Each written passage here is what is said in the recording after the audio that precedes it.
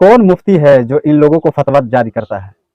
कहाँ पर लिखा हुआ है कि इनके खाने पीने की चीज़ों को अलग कर दिया जाए, बिस्तर को अलग कर दिया जाए?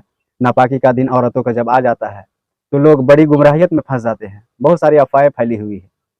क्या है इस्लाम में इसका हुकूक? वाकई में इस तरह से बर्तन और खाने पीने की चीज़ों को अलग कर दिया जाता है? क्या है इसकी हकीकत? आइए मुकम्मल जानकारी मुफ्ती सलमान अजहरी साहब क़िबला से सुने और गलतफहमी को दूर करें। औरत अगर वो आपकी नापाकी घर के की दिन इज्जत में है, आ आपके घर की जाए, जीनत है। इस कदर जो बेहुरमती उसके अच्छी बात नहीं दोस्तों। मंथली आइए पीरियड्स वीडियो के दिन देखें। होते हैं तो औरतों उनका बर्तन अलग, उनका गिलास अलग, उनका चम्मच अलग, उनके खाने की चीजें अलग। इस्लाम पर एतराज़ात करने से पहले जरा हुकूक निस्वा, विमेन राइट्स के बारे में बात करो। बहुत सारी तंजीमें बात करती हैं आज औरतों के हुकूक के बारे में, लेकिन वो अपने गरेबान में कभी झांकते नहीं। ये वो दुनिया है जहां औरतों के साथ सुलूक क्या था पता है? रोमन एम्पायर, जो दुनिया का सबसे बड़ा एक निजाम चलाने वाली हुकूमत थी। रोमन एम्पायर, पर्शियन एम्पायर, नाम सुना होगा आपने। और यूनानी हुकूमतें थी। यूनानी हुकूमतों के दरमियान औरतों के सिलसिले में एक कॉन्फ्रेंस की गई थी कि इनको इंसान समझा जाए कि नहीं समझा जाए। औरतों को जब बाजारों में लाया जाता था तो 5-5 जंजीरें उनके जिस्म पर डालकर लाते थे, 2 हाथों में, 2 पैरों में और 1 गले में। ये 5 जंजीरों के साथ मर्द औरत को हाँकता हुआ बाजार में लाता था। औरत का ये मकाम था दुनिया के पास। और वो 5 जंजीरों को काट करके इस्लाम ने औरत का जेवर बना दिया। औरतों के हुकूक पर बात करने वाली बहुत सारी तंजीमें, जरा तारीख पढ़ करके देखो। दूर क्यों जाएं, जिस मुल्क में हम जी रहे हैं यहाँ सती की रस्म हुआ करती थी। यानी किसी का पति मर गया हो तो औरत को जीने का हक नहीं था, बल्कि सती एक ऐसी रस्म थी। ऐसे एक रस्म का नाम है कि शोहर के इंतकाल के बाद जिंदा औरत को भी जला दिया जाता था। औरत को भी जल जाना था। चंद दिनों के बाद फिर माहौल तब्दील हुआ तो इसमें थोड़ा सा अपग्रेड किया हुआ था मामला कि अब जलाया नहीं जाएगा, लेकिन उसको मुआशरे से दूर जंगलों में छोड़ दिया जाएगा। औरत जिंदा तो रहेगी लेकिन मुआशरे में नहीं रहेगी। बेवा औरत के लिए मामला था। बेवा औरत को अपशगुन समझा जाता था। वो आज भी बहुत सारे जाहिलों के दरमियान मौजूद है ये रस्म। कोई बेवा औरत आई तो लोग ये समझने लगते हैं कि घर में अपशगुन हो जाएगा। ये सारे मामला औरतों के हुकूक के सिलसिले में किसने खत्म किया है? ये सारे रस्म और रिवाजात। और यहूदियों के यहाँ क्या था, ईसाइयों के यहाँ क्या था? उनके यहाँ ये था कि औरत अगर नापाकी के दिन में आ जाए, जो उसके मंथली पीरियड्स के दिन होते हैं, तो औरतों को अस्तबल में रखा जाता था, जहां घोड़े बांधे जाते थे, जहां जानवर होते थे। उनका बर्तन अलग, उनका गिलास अलग, उनका चम्मच अलग, उनके खाने की चीजें अलग हो जाती थी। या औरतों के साथ मामलात यहूद किया करते थे, यहूदी करते थे। आज पूरी दुनिया में ये एतराजात उठाए जाते हैं कि इस्लाम औरतों को 4 दीवारी के अंदर रखता है। जालिमों, तुम्हें पता नहीं ये इस्लाम ही है जिसने जन्नत को औरत के कदमों के नीचे रखा। अल जन्नतु तहत अक़दामिल उम्महात, मेरे आका ने फरमाया है लोगों तुम्हारी जन्नत तुम्हारे माँ के कदमों के नीचे। इसको बहन की शक्ल में क्या फरमाया और बीवी की शक्ल में क्या मकाम दिया, जरा पढ़ करके तो देखो इस्लाम को। एक लुकमा भी अगर खिलाते हो बीवी को तो सदके का सवाब रखा गया। बहन की दुआ भाई के हक में ऐसे कबूल होती है जैसे कोई खाने काबा के पास दुआ कर रहा हो। और बेटी की दुआ, बेटी के लिए क्या फरमाया? मेरे आका फरमाते हैं जिसने अपनी एक बेटी की परवरिश की और उसको सही जगह पर शादी करके दिया, मेरे आका फरमाते हैं उस पर मेरी शफाअत वाजिब है, उस पर जन्नत है। ये औरतों के हुकूक इस्लाम ने दिए, कहां से उठाकर कहां रख दिया।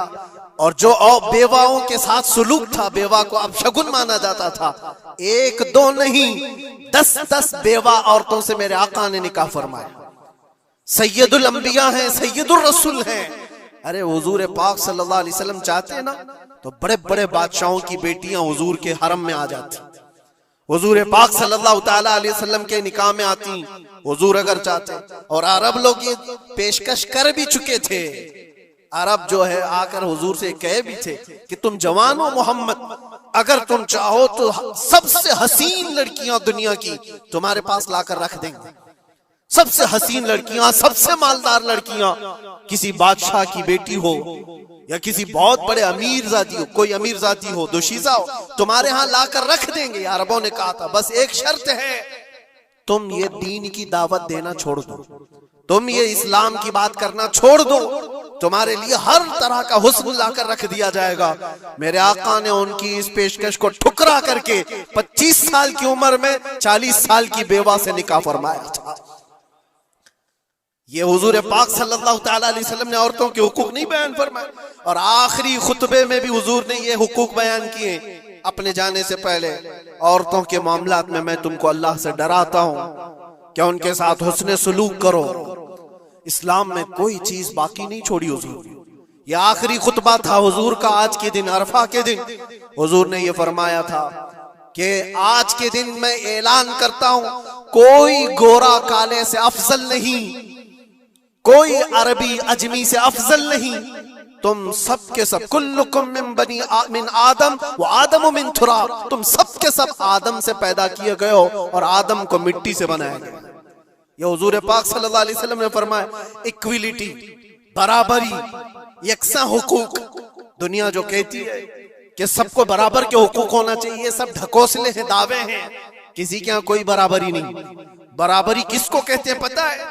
बराबरी इसको कहते हैं कि ईरान से किसरा का कोई कासिद आया था मदीने में हजरत उमर के जमाने में, ये ढूंढने के लिए कि बादशाह का महल कहाँ है। मदीने में लोगों से पूछा कि तुम्हारा बादशाह रहता कहाँ है, तो लोग हंस करके कहे हमारा बादशाह होता ही नहीं। कहा फिर क्या होता है? कहा अमीरुल मोमिनीन। कहा अच्छा वही अमीरुल मोमिनीन, उसका महल कहाँ होता है? फिर लोग हंस पड़े, कहा उसका महल नहीं होता है, उसका महल ही नहीं होता है। कहा फिर कहाँ है? कहा देखो वो पीपल के झाड़ के नीचे सो रहा होगा। ईरान का कासिद आया हुआ है जिनकी पूरी फौज में सरसरी छा जाती थी उमर इब्न खत्ताब के नाम से, वो पीपल के झाड़ के नीचे सो रहा है। वो आया और जाकर के देखा तो एक दरख्त के नीचे हजरत उमर फारूक नंगी पीठ आराम फरमा रहे। बराबरी की बात ये दुनिया करती है, लेकिन कोई इक्विलिटी किसी का नहीं है। हमने बहुत सारे मुल्क देखे, बहुत सारी जगहों पर हमने देखा है अमीरों के लिए अलग कानून है, गरीबों के लिए अलग कानून है। बादशाह का बेटा जुर्म करे तो उसके लिए 100 खून माफ है, गरीब अगर छोटी सी भी जुर्म करे तो सालों वो सलाखों के पीछे रह सकता है। ये इक्विलिटी की बात दुनिया करती है, और इस्लाम जिस इक्विलिटी की बात करता है वो क्या है? नबी पाक सल्लल्लाहु ताला अलैहि वसल्लम अपने आखिरी दिनों में, ये आखिरी दिन है, सहाबा को जमा करके फरमाते हैं कि मेरे जाने का दिन करीब आ चुके, तुम में से किसी का कोई हक बाकी है तो मुझसे ले सकता है। कोई हक बाकी है वो सैयदुल अंबिया है, जिनकी एक जुबान पर अल्लाह तबारक व तआला किसी को जन्नत अता करे। वो रसूल कहता है कि तुम में से किसी को कोई हक बाकी है तो ले सकता है। सहाबा खामोश थे, लेकिन एक सहाबी खड़े हो गए, कहा मेरा एक हक बाकी है। ऐसा भी एक दीन है, हुजूर से कहते मेरा हक बाकी है। हुजूर ने फरमाया क्या बाकी, आज ले सकते हो। उन्होंने कहा पैसा नहीं, दौलत नहीं। एक बार याद है जंग में जाने के वक्त आप सफ़ें दुरुस्त कर रहे थे, सफ़ें दुरुस्त करते हुए मैं थोड़ा सफ से आगे आ गया था और आपके हाथ में छड़ी थी और आपने मुझे छड़ी से मारा था और मैं आज वो बदला लेना चाहता हूं। अल्लाह अकबर, रोंगटे खड़े हो जाते हैं सुनकर।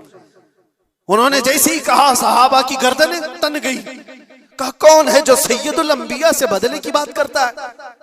हजरत उमर तलवार निकालते। हुजूर ने फरमाया खामोश उमर, ये इस्लाम है, ये इस्लाम है, अंदर रखो।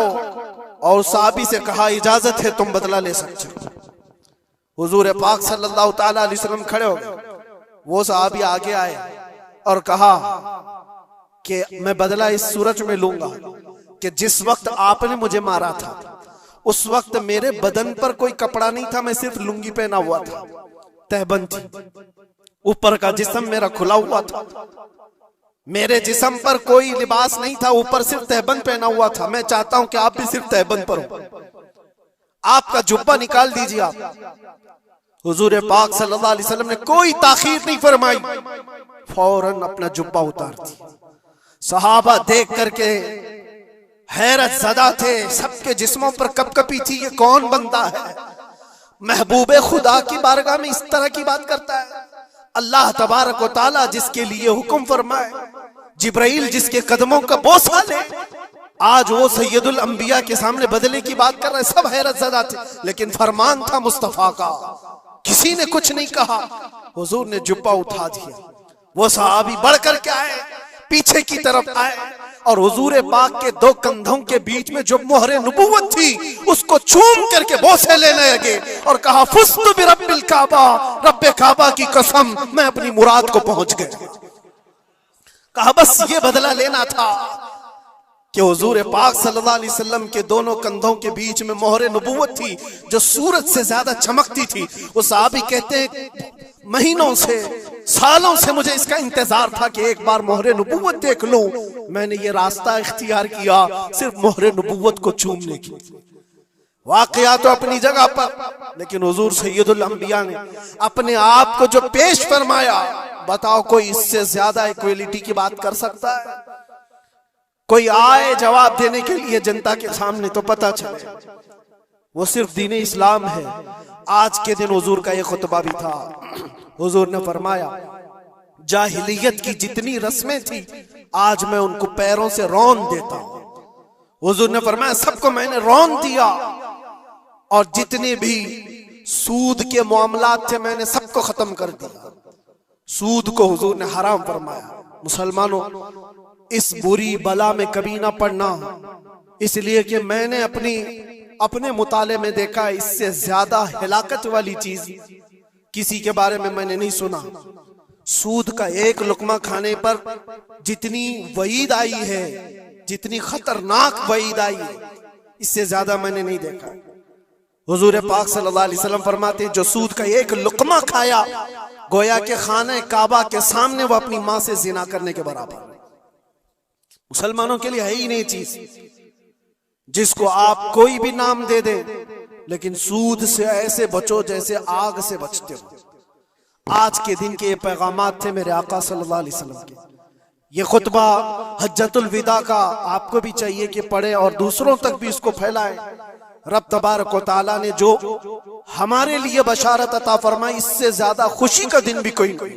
आज ऐ मुसलमानों फख्र करो, जिस दीन पर तुम हो वो कंप्लीट दीन है, इसमें किसी भी तरह की कोई कमी की गुंजाइश ही नहीं। वो आपकी घर की इज्जत है, आपके घर की जीनत है। इस कदर बेहुरमती अच्छी बात नहीं दोस्तों।